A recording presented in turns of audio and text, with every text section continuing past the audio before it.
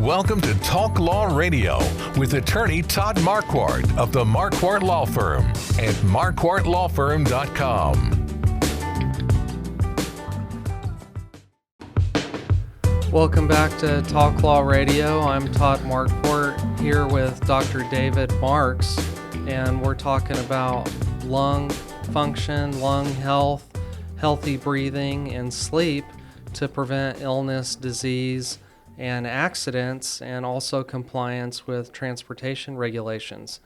And we just got to know Dr. Marks a little bit through his background and his education and his practice at Pulmonary and Sleep Institute here in San Antonio, Texas. If you need more information about his practice, you can go to psidoctor.com. Yes. Okay, that's P as in Paul, S as in Sam, I, doctor.com. So before we get into the health effects, I wanted to just define some things for our older viewers and listeners who might not know what the word vape means. It means it's a verb in inhale and exhale vapor containing nicotine and flavoring produced by a device designed for that purpose. And it's also a noun, a device used for inhaling vapor containing nicotine and flavoring, an act of inhaling and exhaling the vapor produced by a vaping device. So this is also known as an electronic cigarette or e-cigarette.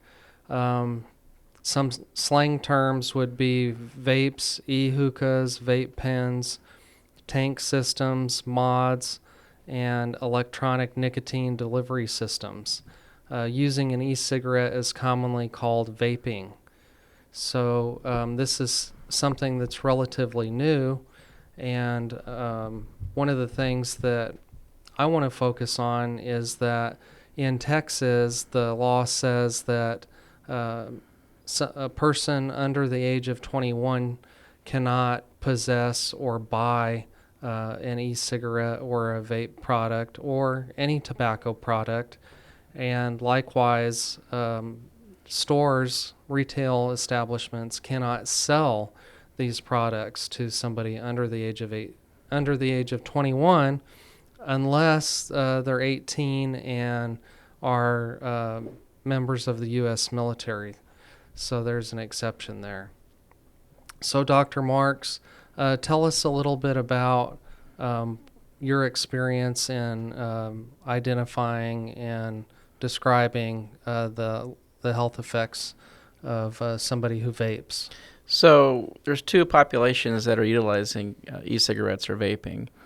First, it's the patients that are actually smoking cigarettes that will often use the e-cigarettes or vaping as a kind of a bridge to getting them off cigarette smoke, with the thoughts are that vaping carries no significant health effects. But the reality is that the long-term effects of vaping, albeit not as severe as cigarette smoking, certainly carries significant risks of disease. That the vape and the combustions of vape that they're inhaling certainly can also contain cancer-causing agents and can lead to some long-term respiratory effects.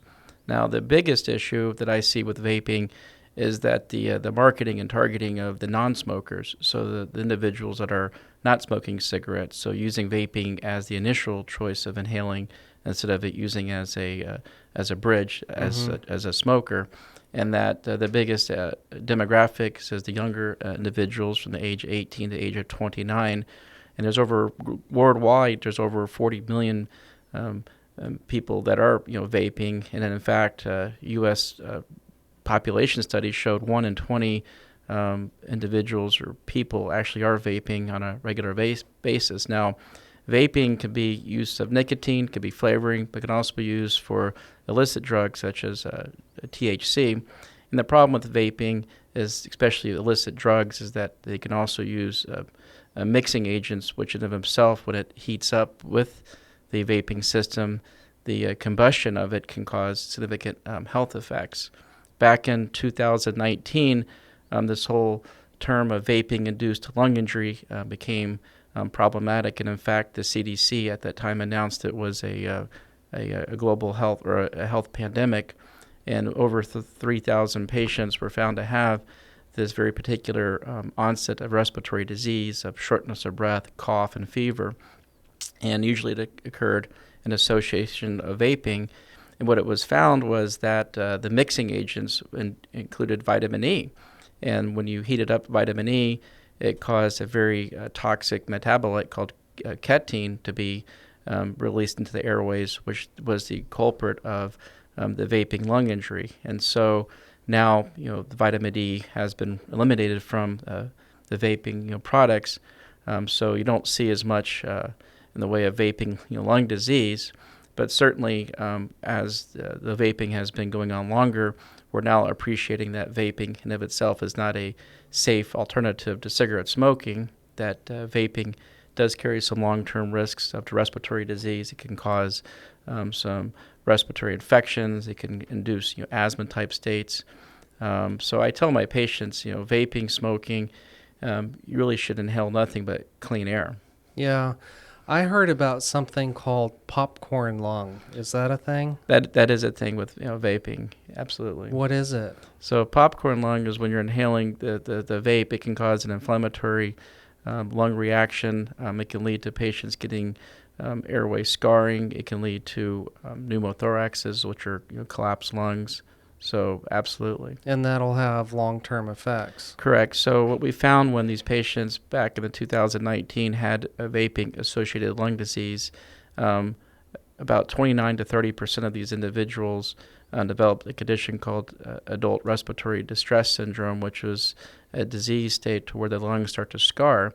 And in fact, several of these patients who developed vaping-induced lung disease were left with what we call fibrotic or scarring of their lungs, which could lead to long-term negative health effects affecting your breathing. And that's irreversible, right? That is irreversible. Okay.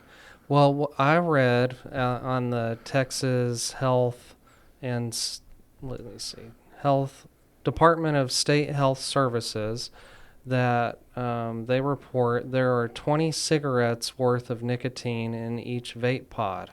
So that's a higher concentration of nicotine than in a traditional cigarette. Right. And the thoughts are that the vaping actually carries a higher concentration of nicotine, and nicotine itself is a very addictive substance, and that these younger individuals that are vaping kind of sets the way as then leading into starting to smoke because of the nicotine content. Mm-hmm.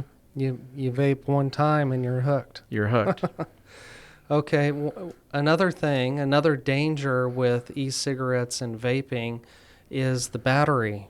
Correct. Right. And so there's some reports about the battery causing explosions. And in my actual practice, I've had a couple of patients who have had significant burn injuries as a result of a battery combustion, needing skin grafts and burn care. So that's another kind of effect that many people don't think about with the vaping is the actual device itself. And on a secondary part of that is the vaping also produces a vape cloud that is like equivalent to secondhand smoke. So certainly others around you that inhale the vape cloud could also have some secondhand, medical problems as a result of that. Oh, okay. I wasn't aware of that. Some people will vape indoors where they wouldn't smoke indoors because it's thought, I guess, erroneously that it's not dangerous. Well, the problem with the vaping is that you're taking a substance and the different molecules that the substance is carried in, and you're superheating it. So the superheating action is changing the molecular structure, and it's producing all sorts of dangerous chemicals. Volatile organic compounds, or VOCs in particular, are being produced by the process of vaping, which can have very deleterious health effects to the lungs. But also with vaping, we also see, as you mentioned, the higher levels of nicotine. And so, vaping in patients that are, pregnant could affect fetal growth. It could affect brain function of the smaller, individuals that are still undergoing development.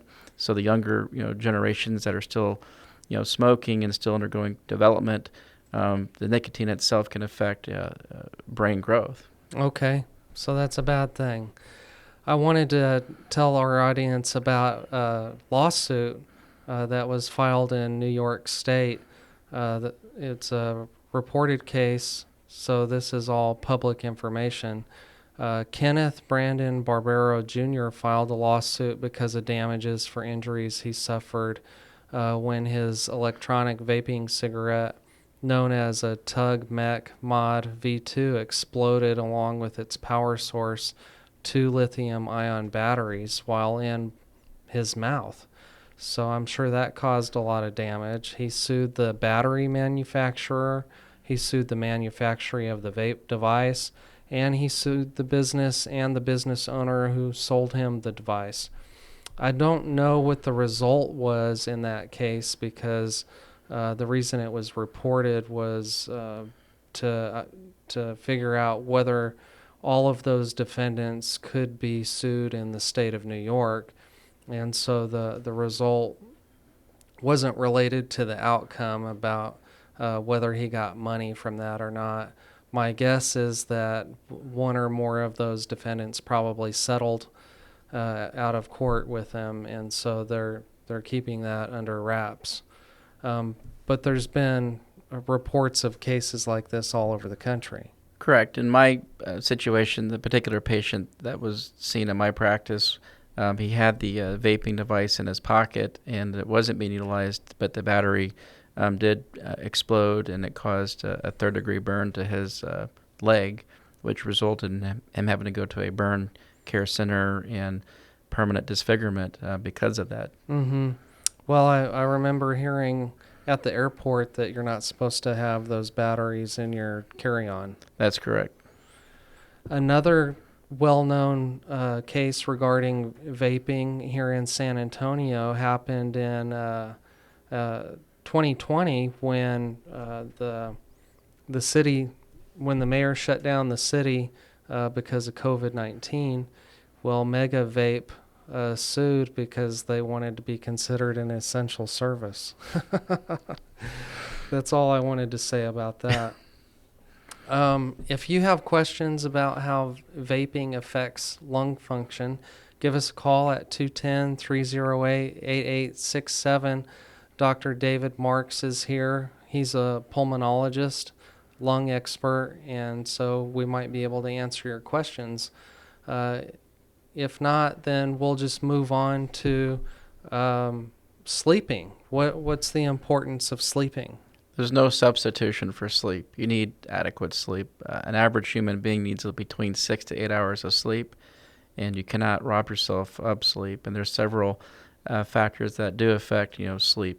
First is, as I talk to my patients, you have to have the opportunity to sleep, meaning you have to have time to sleep. And the problem with our busy world in our society is that individuals will often be working 2 jobs, 3 jobs, and burning the midnight oil, and not suffice enough time for them to sleep. And so that of itself causes sleep deprivation. Then you talk about sleep diseases such as insomnia or sleep apnea. Individuals are just tired. And I always think it's kind of funny when I drive by these coffee shops that 2 or 3 o'clock in the afternoon, there's these long lines of people trying to get caffeine to try to get them staying awake. And as we'll talk about, there's some certain laws, certain industries to where having sleep apnea certainly can have major impacts on the safety of transportation. If you have sleep apnea, stay tuned. We're going to talk about what laws around lack of sleep and fatigue, and we'll also be talking about the health effects. Stay tuned.